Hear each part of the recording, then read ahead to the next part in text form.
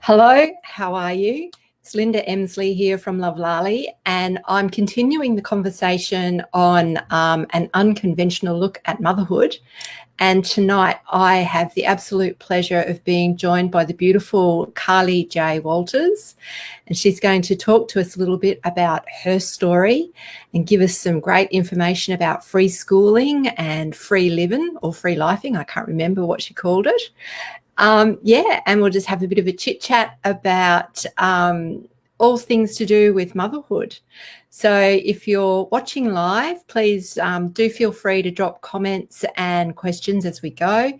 Pop on in and say hello, give us your name, let us know where you're tuning in from. And if you've got questions, pop them in and we'll try to address those as we go through.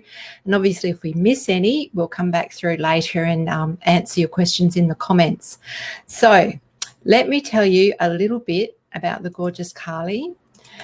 So after living a life of abuse and trauma in her childhood, Carly J wanted something different for her children and was determined to always be present with them.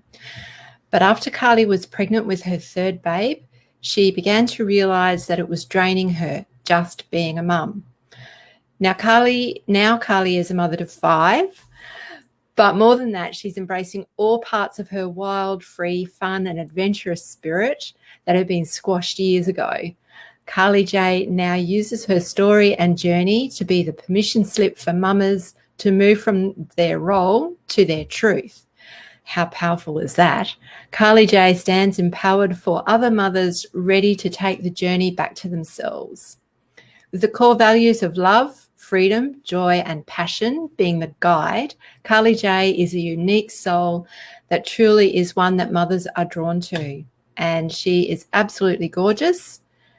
And as soon as I find the magic button, there it is, I will bring Carly on board and we'll say, "G'day, Carly, how you doing?"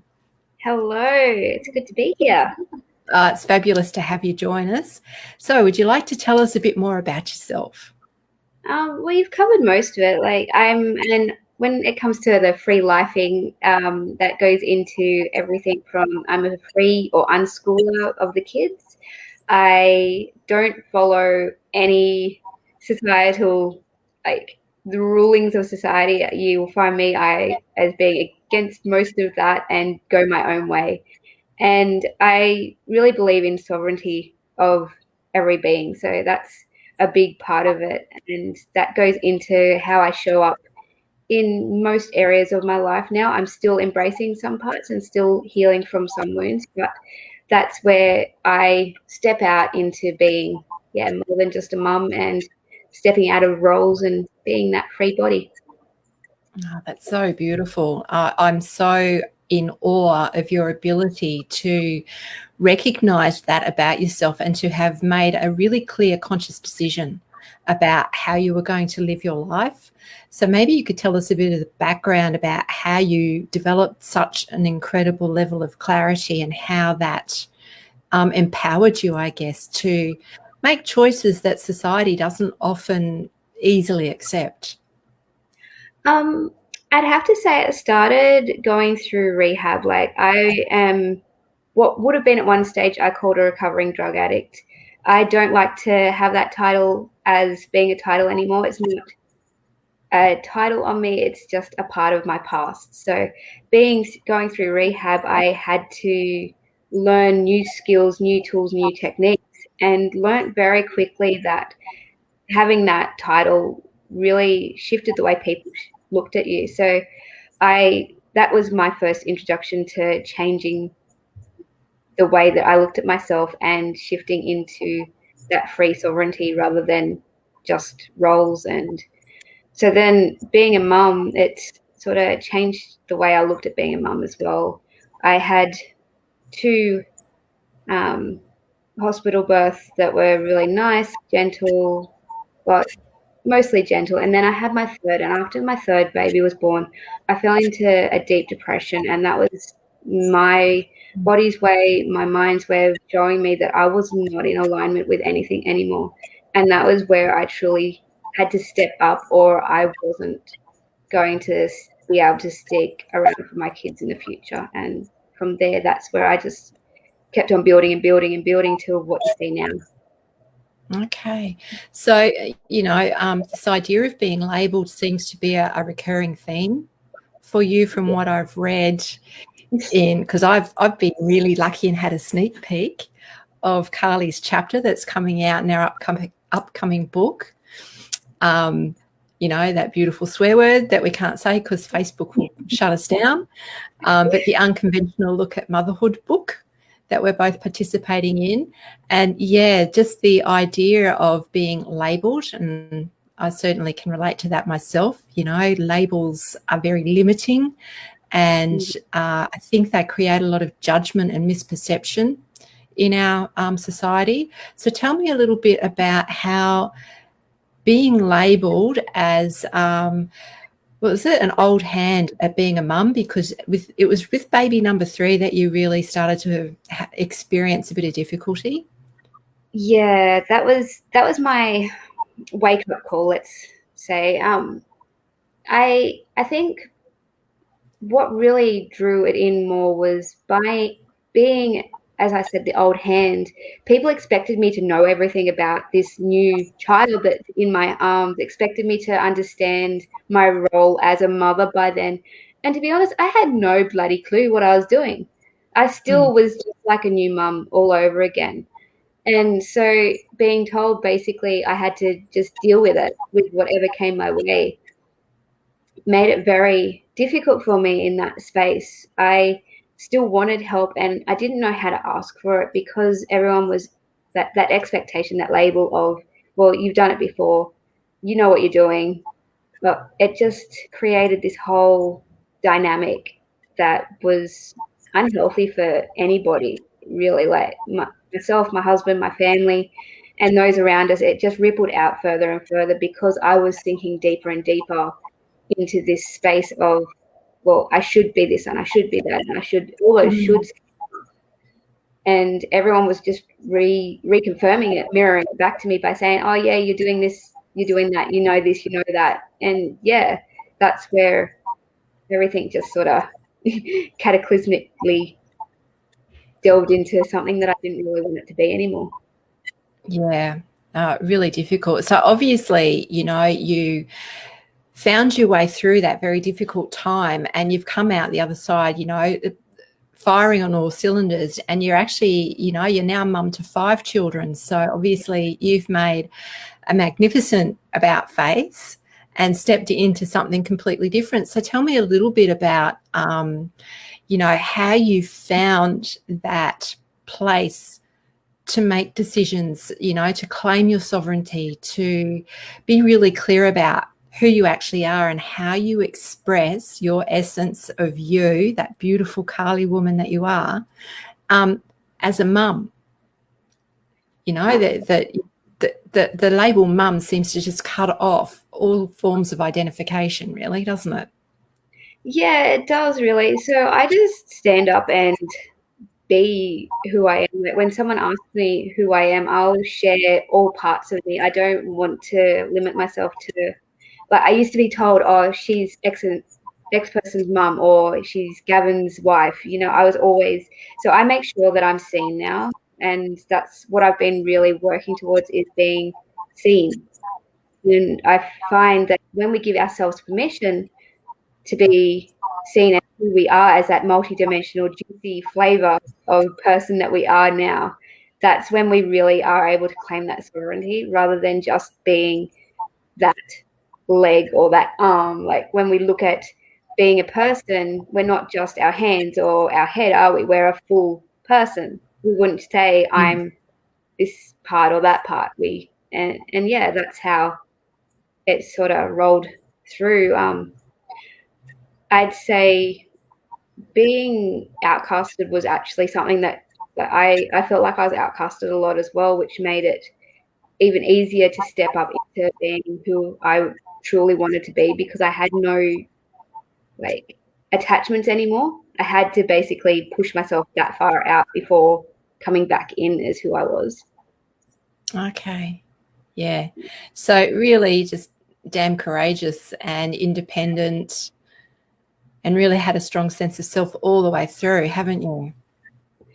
I'd like to say so. Like, I know while I was in my depth, I didn't have all of this. Like, when I was completely out of alignment, that's when I was trying to fit into everyone's expectations. I was trying to be the person that I wasn't, and that's where I fell down into like the just a mum role and felt like I just wasn't who I should be. And I see it with others too. Like recently, a friend of mine tried to express herself as being more than just a mum, and she was shut down straight away by her own family. Shut her down and told her that like she should be just being in her mum state. And that I see this time and time and time again, and I know how damaging it can be. So I think, as you described, in my childhood, I had abuse, and that sort of made me have to stand up then. And it just became more powerful now because I had to stand up for myself. Otherwise, I would have lost myself completely. And I witnessed friends lose themselves completely, and then their kids lose them.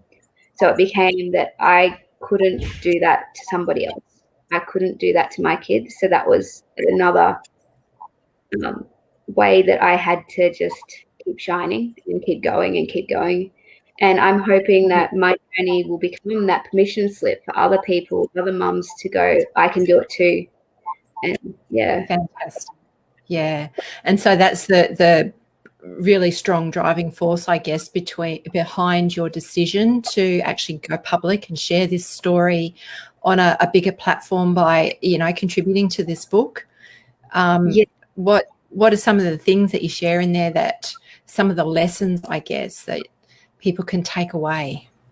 The biggest part is not to think that you're broken. I think that would be my clearest thing that I'm trying to put forward, is that no matter what you go through, you're not broken, you're not defective or anything like that. It's just keep going and find your own path. Like that's where that's my strong thing. Like, I want to show people I see you and I've been you and I love you for who you are. So now you can do you. Fantastic. Yeah, I think I read that on one of your recent posts about all the different things, and then right down the bottom, I see you, I love you, I hold you. I can't remember what they were.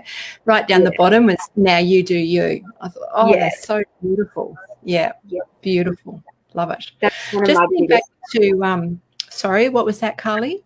That's one of my biggest pieces is, you do you. You do you. That's so beautiful.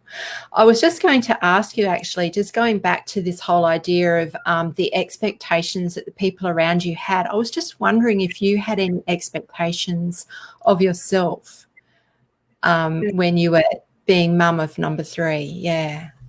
Yeah, definitely. Now that I reflect back, in that time I couldn't see it. I will admit I was too far in my own self to be able to see through my own eyes and see the reflections that I was portraying. But I had deep expectations from childhood woundings that I had to be the perfect mum and I had to do it better than my own mother. There's a lot of history where I have tried to be better than her. So my expectations are a lot higher than what they probably should be. And I'm still dealing with that in myself as well, is trying to see that those expectations aren't like logical. Yeah. And, it's interesting. I see that that's a common theme running through just about everybody I've spoken to, not necessarily just the authors of this book, but just about any mum you speak to. There's the external expectations, the things that society expects a mum to be able to do and how she's to operate and what it looks like. And then there are the internal expectations that we all adopt about how I'm supposed to be as a mum, and sometimes I think we're our own worst enemy in putting some of those expectations just really crazy. So I'm really looking forward to this book being released so that, there are more women out there who are getting the information and seeing the lived experience of other women around who have questioned societal expectations, questioned the programmed expectations that they grew up with, to say, you know what, just do it your way. Yes. You know, the best way to do it is your way. So, yeah, I love it. Love it, love it. Your story is quite magical. Quite magical. Yeah. So now, over and above sharing your story, you've actually just founded a new movement, I understand. Do you want to tell us a little bit about that?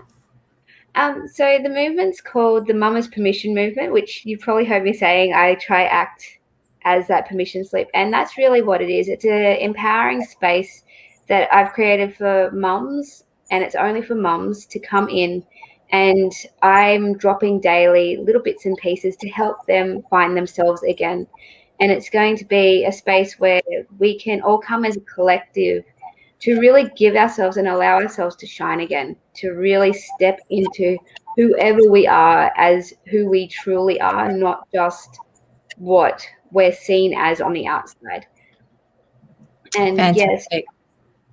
yes, so in that space, I'm also holding like the women's circles so that as mums, we can come together and we can forget being a mum for a little bit and just sit and embrace our sisterhood and share in the magic that is over a full moon. I do the cacao ceremonies as well, which is just a beautiful practice to sit and really feel into ourselves. And Absolutely. Just love it. I can actually feel the warmth radiating out, because you did one with the full moon that's just gone past, didn't you? Yeah, that would have been awesome. Unfortunately, I was otherwise engaged. Otherwise, I would have been there. Yeah. Now, that just triggered another thought for me. If only I could bring it back. So the movement that you've created, is that on Facebook? Is that something that and people can just find that and request to join off their own bat, or do they need to? Is there some other way? It is a private group, which I don't know if Facebook now has made it so that's secret, but it is private because I do like to keep the sacredness of the space. I don't want just everybody trying to request in. It's a space, like I said, for mums. And I've found in the past when I've created a group before, if it's public, you get every Tom, Dick and Harry trying to jump on in, and it's not maintain its integrity. So it is private. If people jump onto my main profile, I have got it put there in quite a few places, or it can be dropped into the comments below if people are interested in it. Yeah, okay. Yeah, I like that. You know, you've really created such a beautiful, safe place, and you're really sticking that boundary tight. Yes. That's great. Fantastic. So with the book itself, we've still got a few spaces. So if there are any mums listening out there who feel that their story can help other mums in a similar situation and are feeling brave and courageous and want to share that story, you can come and join us. Come and join us on the journey. That would be really lovely. I've noticed some of the mums saying like it's not about parenting, or it's not been about the kids, and it's like, well, I know my chapter wasn't actually about the parenting. It was how I felt and was being in that role and being as a mother and all the dynamics of it, rather than just trying to word it around the kids or word it around my parenting. So don't feel like you are restricted if you're thinking about it, don't feel like you're restricted by the label of it has to be about parenting. It definitely does not.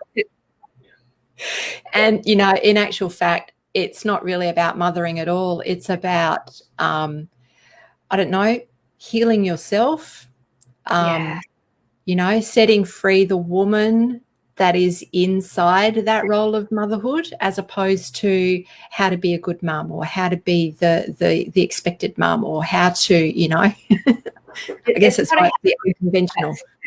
No, it's not a how-to book. Well, it's a how-to become book, really, isn't it? That would be the best way. Like, I've often referred to it as the book that no mother knew she wanted, but every mother knows they need. Yeah, absolutely. And yeah, there's just so many beautiful stories being shared, so many different approaches that you can take. I'm really intrigued by the unschooling. I think my kids would have really benefited from that approach if only I'd known about it just a couple of years earlier.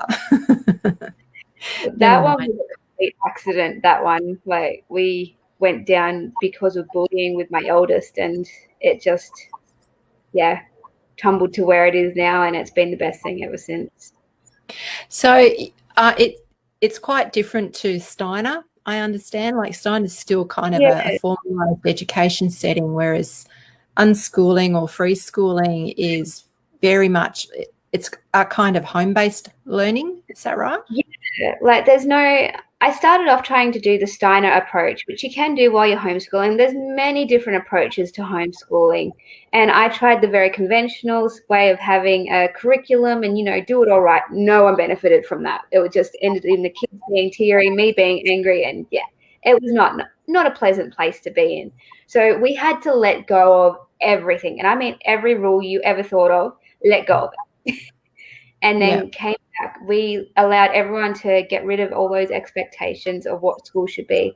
And we came back and we found while we were doing that, the kids were learning so organically. Like, they asked so many questions. My son tonight, actually, he's only 5 years old. He asked about blood. Why do we have blood? How do we get blood? And why don't we bleed? Like, why do we, what was it? Why don't we run out of blood? That's right, when we have a cut. Like, and they were organic questions that he just came up with because he had a scratch. He learned from a scratch, and we were able to go into a conversation from that because of that. Yeah. And that makes so much sense. It's experiential learning. It's stuff that gets integrated, as it's done, and it's directly applicable to how you live your life. I love it.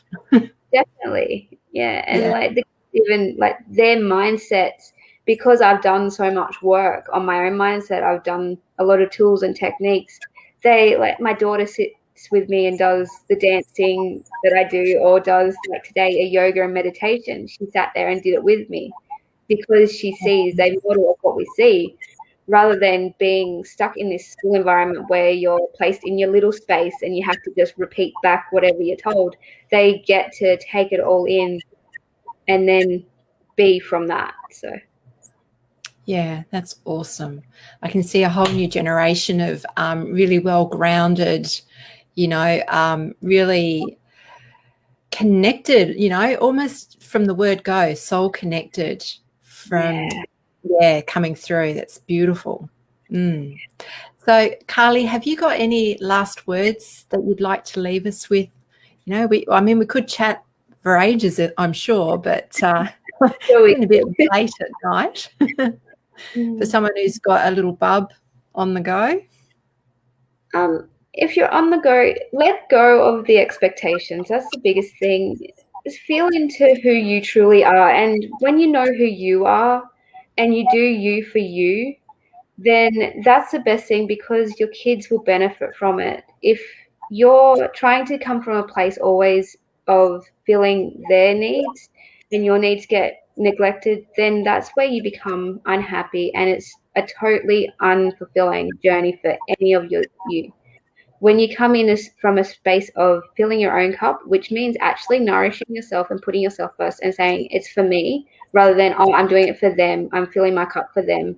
Do it for yourself first. Be selfish. Be so freaking selfish that you think that you've gone mad, basically, and then come from that space because you've filled everything that you're after. And then you'll be able to shine with love, with appreciation, and just be.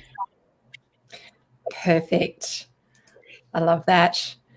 And totally agree with that. And in fact, I have been known to say that to clients about be really selfish.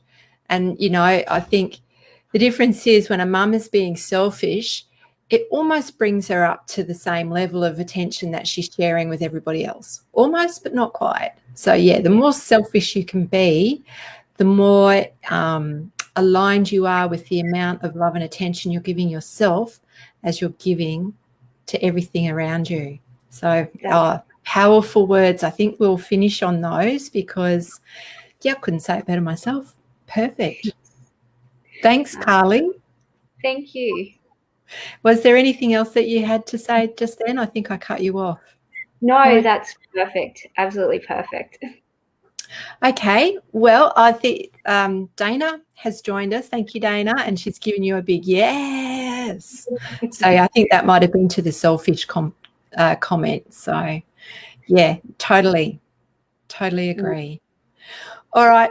We shall leave it there. If you're watching the replay and you have questions or comments, just leave them there and we'll come back through and check them. If you want to catch up with Carly and her Mama's Permission movement, I'll drop a link in the comments so you can have a look, check it out and see what you think. Thanks so much for your company tonight, Carly. And yeah, I'm looking forward to seeing this book published, to sharing our stories, and to just, start shifting that dial about what it is to be a mum, but more importantly, what it is to be a woman with an identity and her own dreams and goals that she's allowed to have. Yay. Yeah. Yeah. Definitely. All right. Right. Well, good night, everybody.